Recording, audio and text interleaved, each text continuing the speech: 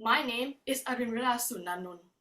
This is a passage from a short story called The Last Leaf by O. Henry. The story takes place in Greenwich Village, where two young artists, Sue and Johnsy, share an apartment. When Johnsy falls seriously ill with pneumonia, she loses the will to live. Outside her window is an old ivy vine, and she believes that when the last leaf falls, she will die too. Sue tries to give her hope, while their elderly neighbor, Berman, who has always dreamed of creating a masterpiece, worries deeply about her. One stormy night, Johnsy is certain the final leaf will be gone by morning. I will begin reading what happens the next day.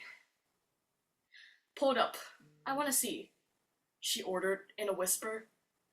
Wearily, Sue obeyed. But after the beating rain and fierce gusts of wind that had endured through the livelong night, there yet stood out against the brick wall one ivy leaf. It was the last on the vine, still dark green near its stem, but with its serrated edges tinted with the yellow of dissolution and decay, it hung bravely from a branch some 20 feet above the ground. It is the last one, said Johnsy. I thought it would surely fall during the night. I heard the wind. It will surely fall today, and I shall die at the same time. Dear, dear, said Sue, leaning her worn face down to the pillow. Think of me. If you won't think of yourself, what would I do? But Johnsy did not answer. The lonesomest thing in all world is a soul when it is making ready to go on its mysterious far journey. The fancy seemed to possess her more strongly, as one by one the ties that bound her to friendship and to earth were loosed. The day wore away. And then, the twilight they could see the lone leaf clinging to its stem against the wall. And then, with the coming of the night, the north wind was again loosed, while the rain still beat against the windows and pattered down from the low Dutch eaves.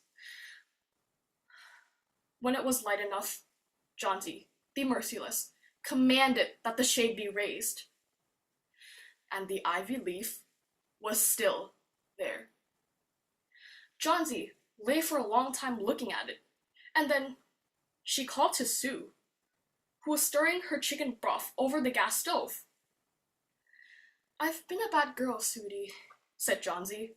Something has made that last leaf stay there to show me how wicked I was. It is a sin to want to die. You may bring me a little broth now, and some pillow about me. And no, bring me a hand mirror first, and then some milk with little ports in it, and I'll sit up and watch you cook. An hour later, she said, Sudie, someday I hope to paint the bays of Naples. The doctor came in the afternoon, and Sue had an excuse to go into the hallway as he left. Even chances, said the doctor, taking Sue's thin, shaking hand in his. With good nursing, you'll win. And now, I must see another case I have downstairs. Berman. His name is some kind of artist, I believe. Pneumonia, too. He is an old, weak man, and the attack is acute. There's no hope for him. But he goes to the hospital today to be made more comfortable. The next day, the doctor said to Sue, She's out of danger. You won! Nutrition and care now. That's all. And that afternoon, Sue came to the bed where Johnsy lay, contentedly knitting a very blue and very useless woolen shoulder scarf, and put one arm around her, pillows and all. I have something to tell you, White Mouse, she said. Mr. Berman died of pneumonia today in the hospital. He was ill only 2 days. The janitor found him on the morning of the first day in his room downstairs, helpless with pain. His shoes and clothes were wet through and icy cold. They couldn't imagine where he had been on such a dreadful night. And then they found a lantern, still lighted, and a ladder too, that had been dragged from its place, and some scattered brushes, and a palette with green and yellow colors mixed on it, and look out the window, dear, at the last ivy leaf on the wall. Didn't you wonder why it never fluttered or never moved when the wind blew? Ah, darling, it's Berman's masterpiece. He painted it there the night that the last leaf fell. In the end, it was not the medicine that saved Johnsy, but rather it was an act by the artist himself. One old artist gave his life so that another would find the courage to keep living.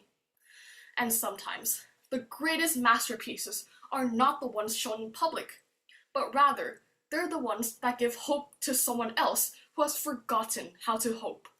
Thank you.